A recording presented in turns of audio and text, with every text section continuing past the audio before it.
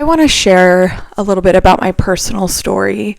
I have shared this in other episodes, but I'm going to just kind of give my background story, where I'm coming from, and my big reason for doing what I do and showing up. And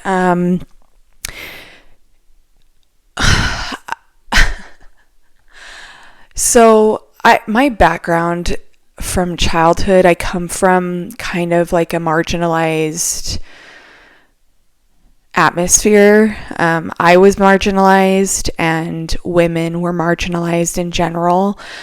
And there were some really intense and unrealistic expectations placed on me and women where I come from. And it was how I was raised, and I have to say, like, those roots have been really difficult for me to uproot, because it's so ingrained into who I am and my brain chemistry. Like, my brain thinks as a marginalized individual. My brain thinks as a person that has limits. And so I have to like intentionally breach those barriers, which takes like so much awareness and intentionalism, and it's just really challenging.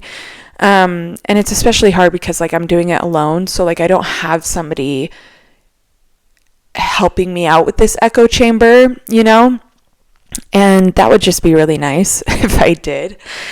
I wish. So I come from that. Like, I come from just being really suppressed and oppressed. And in a lot of ways, in a lot of social ways, emotional ways, like societal expectations, like my role in life, what's expected of me, how I should behave, and how I should, and also what I should not do, and how I should not behave. And a lot of this was like fear influenced. So like there were fear-based tactics used to keep me in that space, in that corner. Like, oh, you don't want to find out what happens if you leave this corner. You better not leave that corner or you'll be sorry, kind of thing. Or also, like, if you leave that corner, you're never going to be lovable. You're never going to be wanted. You're never going to be... So, like, and then there was, like, this implication of, like, okay, being lovable and being wanted is, like, the goal, right? Because apparently that the margins of that corner were, like, being wanted, being accepted, being loved, being lovable. And so, like, I was raised to think that way. And then of course, like I married into that, not knowing any different. And I didn't even know that that's what I was doing. And until you do the inner work, you don't even know what you're doing. Like you don't even know that you are repeating history and repeating, traditions and like upholding traditions. It's all subconscious. It's not intentional. And so I didn't know. And, you know, that's the part of my failed marriage that I will take ownership of, is that like, I was so young and naive and I didn't know any different, and I didn't know to know any different. I didn't know to think differently. I didn't know to like explore different ways of life and ways of thinking, and I didn't know to challenge people. I didn't know to challenge my authorities. I didn't know how to challenge my own thoughts. Like I didn't even know that was a thing, and I didn't know, like I was actually taught that you shouldn't do that. So like I literally I cannot stress this enough. I didn't know. I actually didn't know. And if I did see it happening, I looked down upon the women who did that because I was taught to do that. So like I did not know.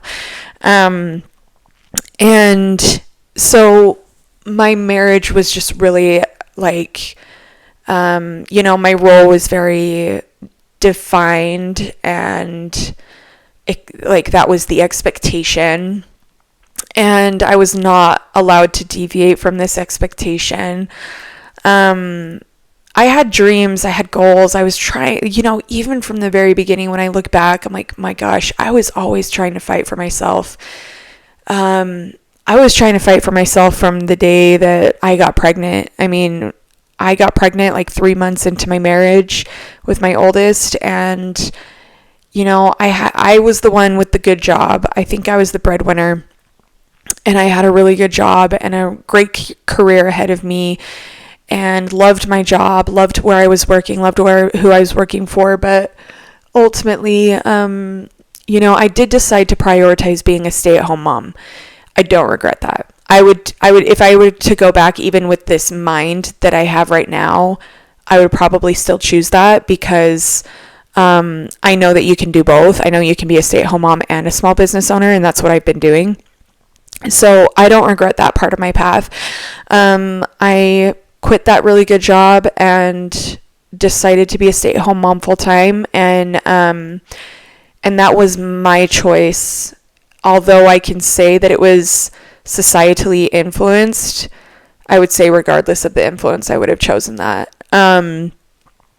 And no regrets. I loved, and I still love, being a stay-at-home mom. It's been probably, I don't know, maybe even the best years of my life. So I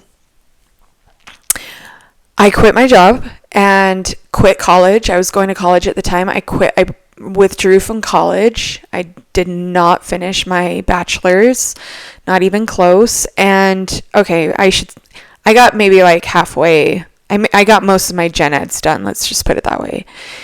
And then I decided, after a few years of being a stay-at-home mom, I wanted to do some like entrepreneur things. So I attempted some things. I dabbled. Like, I did a lot of dabbling. I did some YouTubing. I did some blogging. I did some this, that, and the other. And then I decided that I wanted to do a photography and videography business. And so I started that and loved it. Oh my gosh, I loved it so much. It was so much fun. And it was mostly, more than anything, a hobby, and it was something that I was very active in and proactive in. But I did make money from time to time, and it was mostly just like a creative outlet and something that I thoroughly enjoyed. And I purchased some programs and learned how to edit photos and worked with models and did some like editorial shoots. It was so fun and very cool, and I really loved it. And videography was just really exciting. Like, I loved creating things, visually artistic. So, and then, and so even then though, when I look back, like, I wanted to take it seriously, but my partner at the time, like, the support just wasn't really there. There were moments, there were little tiny micro moments of support that meant the world to me. And at the time, I thought that was like something worth celebrating. Like, I thought that less than bare minimum was like something that I should be super, super grateful for. I never thought that I should have somebody who supports me in my interests to the point where they're willing to make sacrifices for me to pursue those interests, the same way that I made sacrifices for them, huge ones. And so because I sacrificed everything for my partner to pursue their interests, but once again, I thought that was my duty. Like, I didn't know.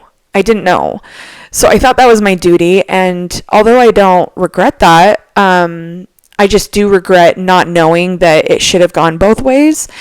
And so the support just wasn't really there, and I had some moments that to this day, like, sting, where I realized that I had to make some difficult decisions that hurt my professionalism, hurt my reputation, actually burned some bridges, and kind of gave me a reputation in the industry due to the lack of support. and the investment that was required for those things, those projects, monetary, time, all the things. Like, basically, I was essentially being trained, and I had been trained from infancy, but I was being trained to just, like, be home. Like, be at home. That's your job. Be home. Be home when I need you. Be home when I don't need you. Just be home. Do the cleaning. Do the cooking. Be here. And so I made some choices that right now, I think that with my current brain, I don't think I would have made those choices. I think I would have stood my ground. But it was just like a rocky rising for me because of the lack of support, because of the discouragement, and then the encouragement to remain in my corner. And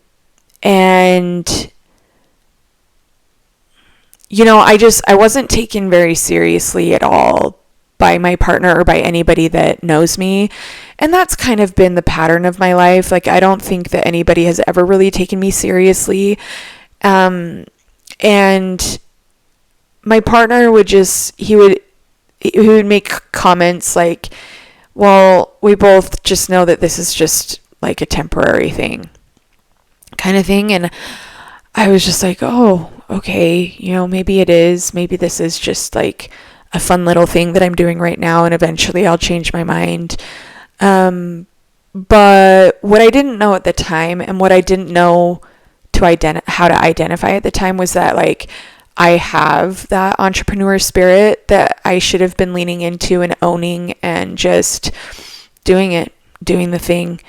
And I didn't, because I was, being manipulated to believe that I will always end up back in the corner, regardless of where I go, regardless of what I do, regardless of how far I step outside of that corner. I'm always going to end up coming back to it. And although that's okay, like, I'm not saying that you shouldn't, even though if we're in a private conversation, I'll probably encourage you to do what I did. And that is, like, escape the corner. But I don't want to, like, make a public blanket statement that, like, that's how it should be done, because for some people, like, they belong in that, that corner, and they choose that fully, wholeheartedly. They love it. Like I said, like, I chose being a stay-at-home mom, even if it was societally influenced, culturally influenced. Like, no, I chose that. So even if there's, like, a big movement right now that I am currently behind of, like, let's get baby out of the corner, a demographic of that population, of the female population, that's going to be like, no, I choose this. And that's okay. Like, that's totally fine. I guess what I'm speaking to is, like, when you know that that's not where you're supposed to be and that's not where you belong, and deep down in your gut, like, something's not right, and you're ignoring that, like, that's your sign. And that was my sign. And it's so interesting. Like, when I look back on my life, I just see all of the signs. I see all the signs that lead me to now. From the time that I was in elementary school and I couldn't focus in school, I was going crazy. I don't like being led, but I also don't like leading. I'm a really, really, really, I'm everybody's favorite employee, because I'm so self-motivated. Like, I'm low maintenance. They don't have to babysit me. They don't have to tell me what to do, because I want to do what I'm supposed to do. And I have my own goals, and I stick to my goals, and I push it. Like, I'm a pusher. Like, I push those projects through quickly and efficiently once I've been trained properly. Like I'm a really great employee. I just don't thrive in an environment where I'm making money for somebody else. I used to, like, when I was a young adult and teenager, Like when I was in high school, I worked 2 jobs because I wanted to. Like I wanted 2 jobs and I liked it and I was happy doing that and I loved it. And so like my free time was mostly taken up by work and working 2 different jobs. And then I've always had a job apart from the recession. Like I've always had a job, a good one, making good money, and I've always been like the top employee for multiple reasons. And I just like, I love to work. Like I like working. I like making money. I like a challenge. I like being the best. I like working hard until I'm the best. I like feeling like I need to, like I said, I like a challenge. I like to feel like I need to solve a problem or get better at something or beat somebody else at something, or rise, just like rising in general. But like moving into adulthood, I've learned like I don't actually like to have a leader, but I also don't like to lead. And so like I'm an entrepreneur. That is what I am. Like I want to work alone and I want to be alone and I want to hustle on my own. I don't want somebody else pulling me down, but I also don't want somebody else telling me what to do. So like I just want to do my own thing and I thrive in that space. And I enjoy the challenge of entrepreneurship. I enjoy the hardships. I like waking up at 4 a.m. and banging my head against a brick wall trying to figure it out. I'm telling, like, this is a rare breed. I'm a rare breed. This is not your average human. Like most humans are not like, yeah, I want to struggle every single day and start my day off beating my head against the wall trying to solve a problem that I can't solve, that I've tried 5,000 different. No, like this is a rare breed of human, and I am one of those rare breeds of human, and I've come to realize this as an adult, that I like to lose sleep over these things. This is what I was built for. This is what I was made for. And it's interesting because like I feel like this narrative of the corner, the marginalization, it's almost like that was my very first challenge. That was my very first stumbling block, was superseding that barrier. That came with a lot of like ugly territory. There was grieving. There was a lot of sense of betrayal that I still experience to this day. I get triggered often. And I just feel like my whole life, my identity has been attacked the most. Of all the things, of anything that has been attacking me, and there's been a lot to attack me, I feel like my identity has been the number one, like, under attack. And maybe a lot of women will be able to relate to that, because those of us who come from patriarchal societies, like, we know that from the time that we are as young as our earliest memories, like, we know that we're being trained and conditioned to be a woman, you know, like, be easy, be quiet, be malleable, be easy to manipulate, be easy to control, take up little space, behave well, set the example, be responsible for all the other people, be responsible for the boys. We are the mothers of society. You will mother everyone, including your partner, and we're training you for this. Like, it was just really, it's really, really hard to rewire that brain. Like, I honestly, I would not be surprised if it takes me my whole entire life to rewire and rewrite my brain chemistry from what I was indoctrinated with. Like, my identity has just been very, I like could choke when I talk about this. My identity, not only was it decided for me, but it has been very, very much enforced in every possible space that I can think of until I went to beauty school.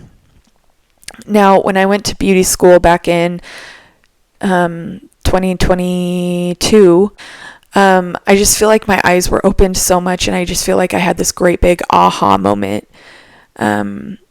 It was very life-changing for me. This is when I went to get my nail technology license. I was only in school for like 4 months for my nail tech license, and I just came to realize a lot of like horrifying truths about the way that I was raised, because I was surrounded by so many different people, and so many people from different walks of life. Like, it was a very diverse environment. There was one thing, I feel like there was just kind of like this vibe that we all had in common. Like, we all had that boss babe, alpha female energy about us, but like girl, the thing that you'll find about alpha females and the girls at the top, like, they are rooting for each other. There's competition, but at the same time not. Like, we want to compete for ourselves, not to make somebody else feel small so that we feel bigger. Like, we are competing with each other, but we're mostly competing with ourselves, right? Like, we want to be the best for ourselves kind of thing. And this just like opened up my eyes to a different world of women, because up to this point I was more exposed to and more accustomed to like little girls and low vibration energy, low vibration conversations, low vibration like mean girl energy, mean girl competition.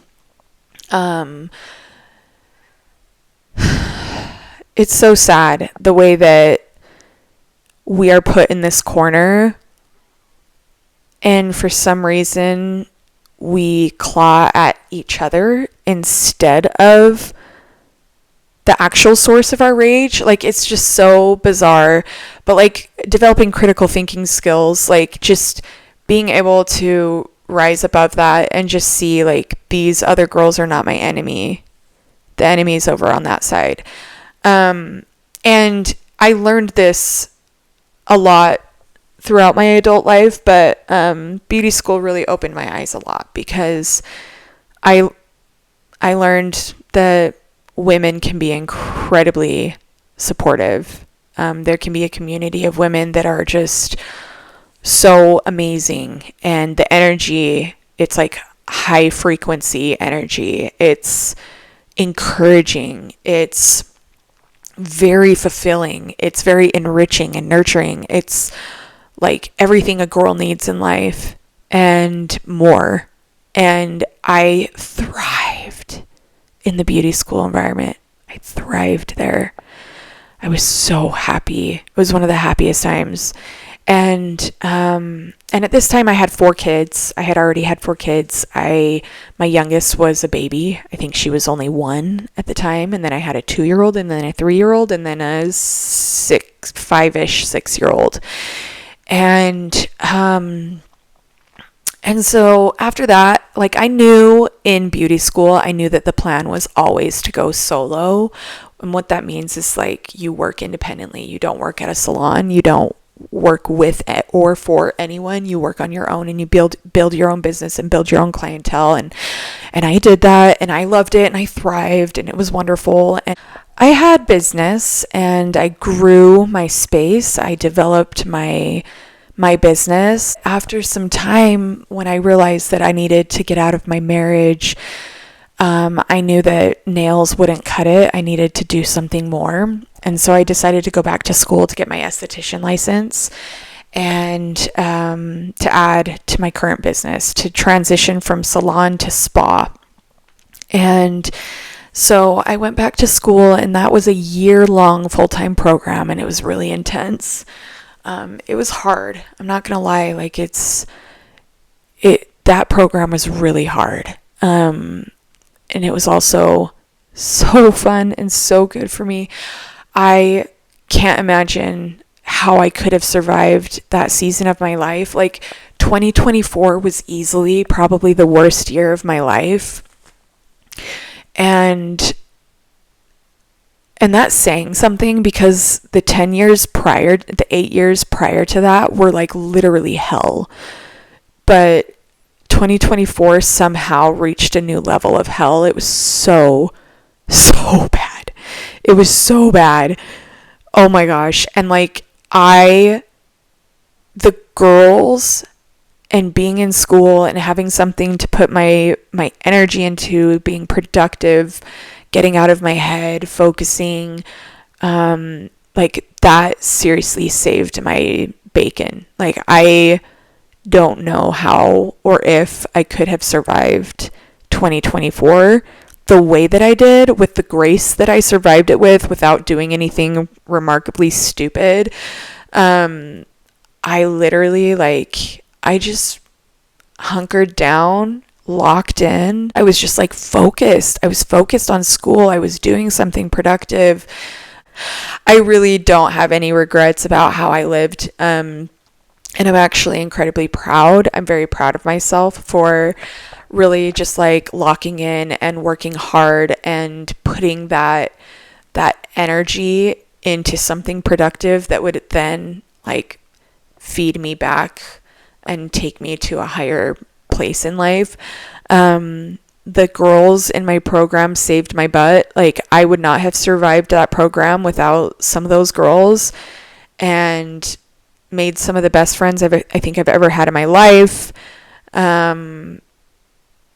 I just seriously, like, 2024 could not have been worse, but it also couldn't have been better. And in that program, like, I knew once again that I wanted to continue to be independent. Ultimately, I just knew in my gut, I always knew in my gut that I was supposed to just be home, work independently, be home, be in control of my schedule, be home, just keep doing what I'm doing, be consistent. And so I decided to just continue to do that. Even though I had spas that were really desperate for me, they wanted me really bad. I knew in my gut, I just knew that this is where I was supposed to be. And this is my space. By the way, this is my spa space that I'm sitting in right now. And like, this is where I work. I just take clients down here. I had a client yesterday. I have a client tomorrow, 2 clients. Like, I've got a bunch of clients this weekend. So I'm happy, you know, like, we're living simply, we're living small, but we're rich. We're rich in so many ways. Like, just the fact that I have the availability to be here and be present for my kids. When they call home sick, I'm like, yep, be there in 5 minutes. Or when they're having a mental health day, I'm like, yep, okay, let's go shopping. Let's go get boba. When they have field trips, I'm there. When they have class parties, I'm there. And it's just been so incredibly wonderful to be able to live this way. And it's about to come to an end, which is very bittersweet, because if or when I get accepted into graduate school, if I start this fall, then our life is going to change dramatically for the next 3 years. But I know that is also something that I'm supposed to do. So let's just rewind a little bit. So I graduated from my esthetician program in 2024 and fully launched into being a solo esthetician, invested in all the things. I love what I do. I love my clients. Oh my gosh, my clients are like my best friends, best people that I know. I look forward to having them here. I look forward to talking to them. We have so much fun and talk about all the things. And I've seen some of my clients through some really grueling seasons. They've seen me through some really grueling seasons. Like, I just love my clients so much, and we've been through a lot together. And winter of 2024, once again, I had this feeling like I need to go back to school. And when I say I need to go back to school, I mean, I need to go finish my degree, my college degree. And so my parents had been talking to me about this online program that they volunteer for. And I was like, no. But then I woke up one day. This is how it always happens, I swear. Okay. So like, I was just kind of going back and forth. I'm like, okay, if I go to the U, like, how am I going to do that? Or maybe I should just do an online college. How am I going to afford that? And all these things, because my divorce took a long time to finalize. And so in a lot of ways that really messed with me and my plans and my ability to qualify for any financial aid of any kind, because I was still considered like under my ex-husband's income. And so I probably won't even qualify for FAFSA even this next upcoming school year. Like, that's how long this process was drawn out, and that I've been very blessed, and I've had a lot of support. And anyway, so I woke up one morning and I was like, I need to enroll in that online program my parents have been trying to convince me to do. And so I did. I didn't miss the deadline. I made the deadline by like 1 or 2 days. It was crazy. And then within 2 weeks, I was starting school. And I started school and just went full steam ahead, full time, 15 credits a semester. And it's a fast-paced program. So like, instead of 14 weeks, it's 7 weeks. And so they condense like a 14-week semester into 7 weeks. So it's really fast-paced. And I've been doing 15 credits. So it's actually like a lot of work. And there are certain months out of the year, especially the summer months, that are especially challenging because I wake up extra early, like 5 a.m. to do school before the kids wake up so that I can just be here during the day. So I get up really early during the summer months. I still get up early during the school year. Like, I get up typically around 6 a.m., sometimes even earlier. Oftentimes I'm up in the middle of the night. Oftentimes I'm up at 4. Like, it changes depending on what's going on. I just decided, like, 15 credit semesters, that's what we're doing. We're throwing down. And I knew that I was going to go on after this. Like, I knew that my bachelor's was just the beginning. I knew that I would go on after this. At the time, I thought for sure, like, I was considering a PhD, but I thought for sure that I was just going to be able to do a master's, especially for now with the way that my life is and just the current state of my kids' ages and how high maintenance our lifestyle is and how absolutely essential it is that I'm present. But once again, around Christmas time of 2025, I'm a year into my bachelor's program. I have a year left, less than a year left. And I'm like, I know what I need to do next, or at least I know what I need to go for next. And it is a program that really scares me. It's a program that really intimidates me. This is a program that I'm not very familiar with, but at the same time, I do have some experience because my job before becoming a stay-at-home mom was in this field. And so, like, I'm not completely oblivious to this. I also went through a divorce. So, like, I know there's certain things about this field that I am familiar with that I wouldn't be completely caught off guard by. I also have a lot of unique, like, life experience to bring to the table. So, like, I know I feel really confident in a lot of ways. In other ways, not so much. That's a really big commitment for somebody who's a single mom of 4 young kids. So it's like there's a lot of aspects to this program that has me feeling inadequate, has me feeling really insecure, has me feeling really like, can I actually do this? And I'm not gonna lie, like, at first I was pretty determined, but after like a month or two, and right now, like where I'm at, like I just kind of slid into this slump.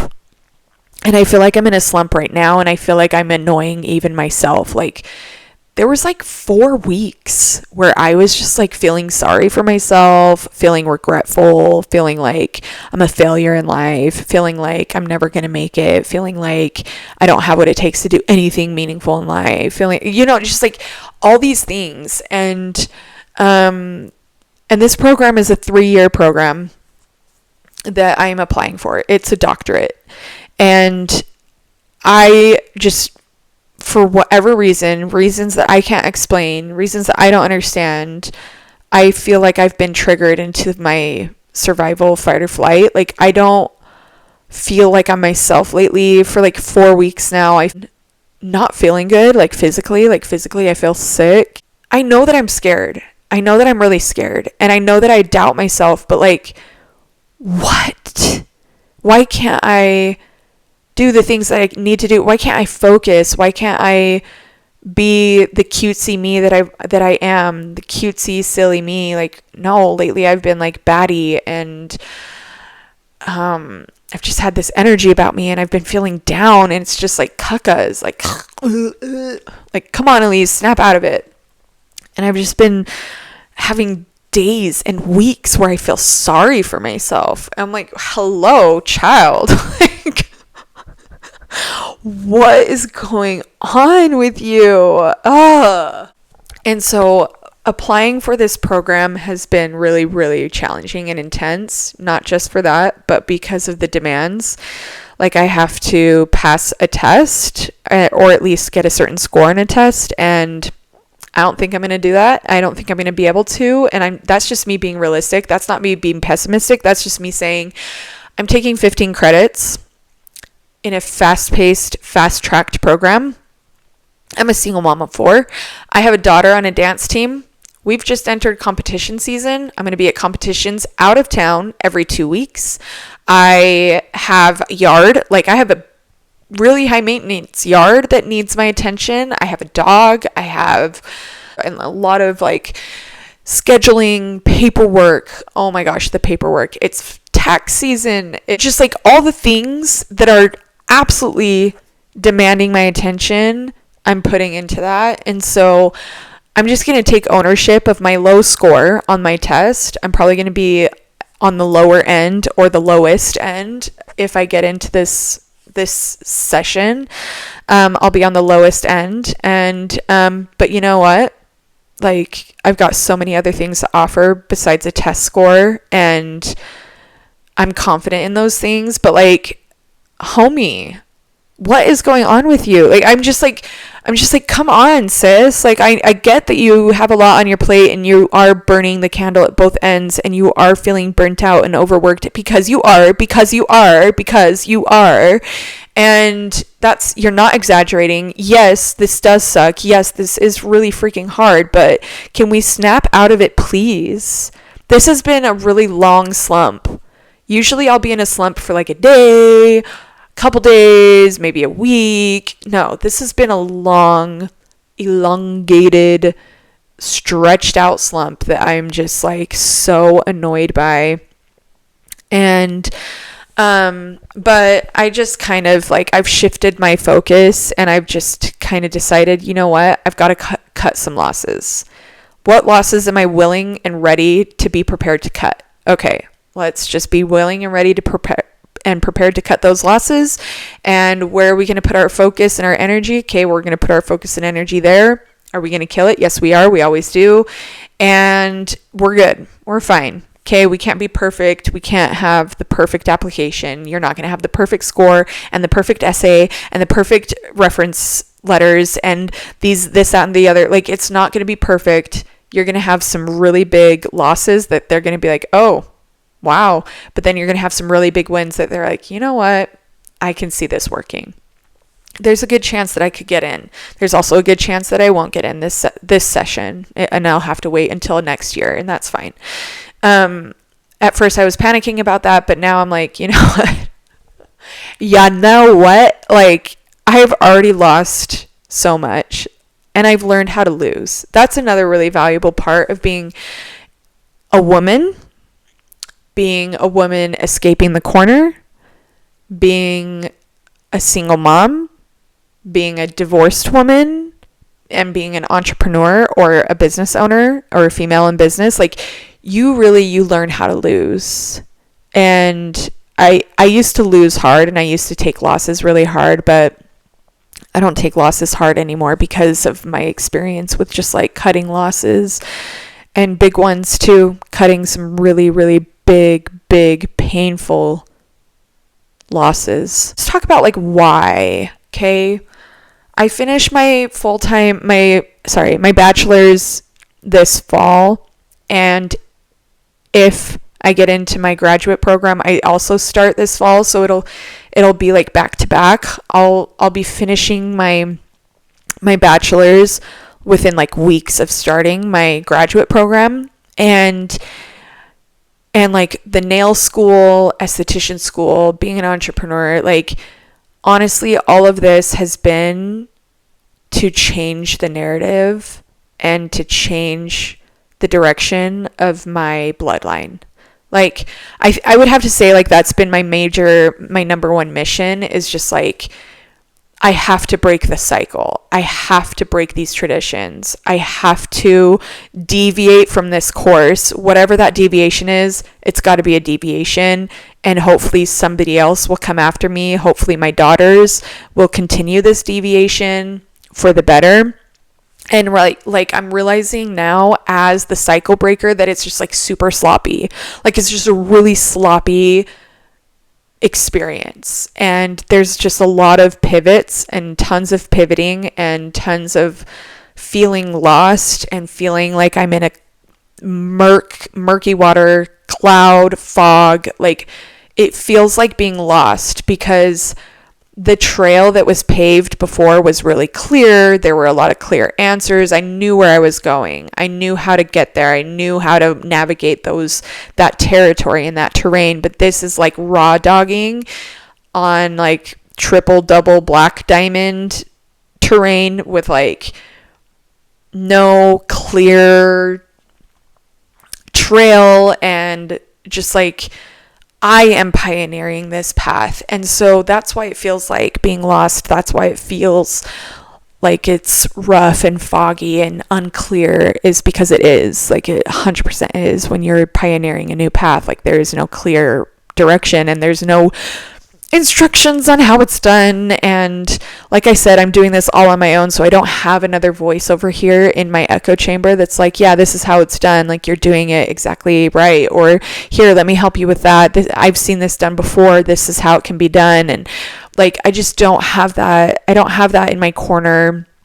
It's just me, myself, and I, and my toxic echo chamber that I'm trying to reestablish, rewrite. I'm trying to reinvent the narrative, reinvent the wheel, and it's just been really challenging to do that on my own. But I want that so badly for my bloodline. I want to have this new normal established. I want my daughters to live completely different from how I lived up to this point. Like I hope they follow my path right now that I'm on. I hope that they get their college educations. I hope that they set up their own lives, take care of themselves, make sure that they don't have to depend on somebody else, make sure that they can take care of themselves in whatever economy, whatever society, and that they will reach for the stars. Like that's another thing, is like I was told to settle, and I was told to take the low hanging fruit and just take what I get and don't throw a fit, be grateful for what I get, sing songs of praises for the low rotten fruit. Like I was taught those things, and I want to teach my kids and my daughters especially, like, no, we're going to shoot as high as we possibly can, and we're going to make sacrifices to make that possible, and we're going to do whatever we have to do to get there. And you can be and do whatever you want to do and be. And so like I'm just, that's the narrative that I feel very passionate about. That's the narrative that I want to sing and speak loudly and have that be my echo chamber in my home, is like, and I don't want them to be afraid either. Like I want to overcome these fears and overcome these odds so that they know that they can too. And I want to be able to speak to that when we get to the other side, and they're they're looking at a really daunting degree, and I'm like, homie, I feel for you because I was there too, but like, listen, you can do this, and I can help you, and I can walk you through this, and I can hold your hand because I've been there, I've done that. So like, I just want the thing, like the way that I think about it is like, if I go as high as I can, like the goal is that my daughters will go even higher, because like they'll be able to go off my back, you know, like I'll give them that boost off of my shoulders, and then they can like reach it to even higher territory.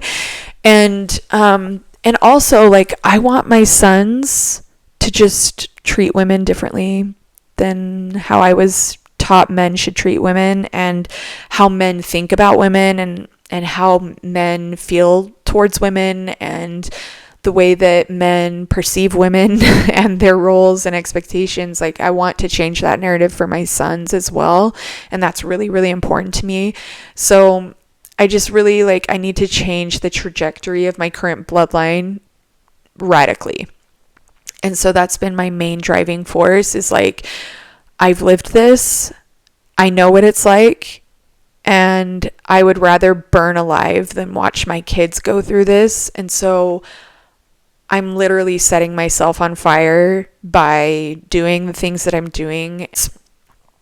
I work so freaking hard, and I'm burning the candle on both ends, and I'm so burnt out, and I feel like I don't even recognize myself anymore, and I've set my whole life on fire. And I'm doing this because I don't really know what else to do in order to secure like a different future and a different reality for my kids and my offspring. So that's my goal. That's my why. That's my purpose. That's why I am so driven. That's why I am so determined. That's also why I'm determined to do this alone. Because I've had opportunities. Like, I've had multiple men that were very, very interested in me. Multiple men even told me that they saw me as like good wife material. And ultimately, I just felt like, you know what? I know that I need to get myself established before I can get remarried. Like, I have to have my own secure income, my own secured career, and I need to be able to give my kids everything that I want to give them, because I know in this day and age, no man is going to be willing to do that. And most likely, most men are not going to be able to do that. And so I need to be able to do that. And I feel like I'm supposed to do that. I feel like that's how it should be. I feel like that's the right thing to do. Like, that sits well with me. That sits well with my soul. And I have to be fiercely protective of my children, and I can't just go get remarried. Like, I'm not going to just go get remarried for what? To bring somebody else to complicate our lives, to bring somebody else to hurt my children, to bring somebody else to try and control the narrative. Like, there's just too many things that me and my kids have already endured enough of, that I need to go to pretty extreme lengths to protect them from that. And so I've decided that I'm going to do this alone. I say that now, knock on wood. I say that now, but like, for now, I just feel really strongly that that's what I'm supposed to do. I need to protect my kids, and I need to make sure that I establish something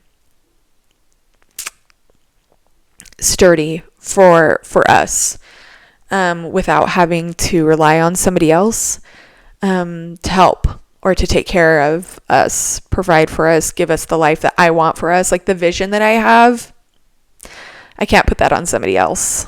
So that's on me, and I'll take that gladly. The other thing is that I feel like I owe it to my younger self, and I feel like I owe it to all my ancestors, because they were all trapped in that corner. I do have a grandma that tried repeatedly to escape that corner, but due to the time period and government and society, like, she wasn't really able to. She did in some ways, but for the most part, I feel like she was just always coming back to the corner, and I feel like I just owe it to them because of what I have available to me as a modern woman. Like, I want to take advantage of these opportunities for them and for my younger self who felt like this wasn't possible, who didn't know that this was possible. And it is, and I'm doing it, and I'm living it, and I'm doing it every day. And so, like, I feel like I just owe it to all of us, to my previous versions of myself, and to my ancestors, of like being so grateful for the opportunities that I have as a modern woman and making sure that I take advantage of those opportunities. What else is my why? I think I need to prove to myself that I can do this, because up to this point, I've only done what I've done so far, and like, I want to prove to myself that I can do more and be more. I feel like this will be really good for my sense of self-worth. I think this will be really good for rewriting my brain chemistry. And I think that's another one of my goals, is just like rewriting that narrative and reestablishing, recreating those thought processes and the way that I understand things and the way that I understand myself. I want to challenge myself in completely new and different ways so that I can just recreate who I am and how I think and how I experience life. I want to envelop myself in a new community of people. I feel like I'm leveling up, and I feel like I need to be with people who are already above me to get there. I want to make sure that I am associating with people that I want to become like. And I want to be aiming higher and more and do more and rise up. And so I think that's why I keep on moving forward and onward and upward. I think that's also why I have not yet to commit to a partner, because I feel like every partner that I've had represented where I was, and I just keep moving forward. And because I keep moving forward, that means that I'm going to keep leaving partners behind. And so I just don't see myself settling down with a partner right now because of how much I am moving and how fast and how, like, my pace, my upward and forward pace is just pretty intense. And so I don't think that I have room for somebody else unless they are exactly right where I am and moving at exactly the right pace and in exactly the right direction. Like, it's just too much of like, oh, the stars are aligned and the planets are aligned. It's just too like woo-woo for me to really think it's realistic.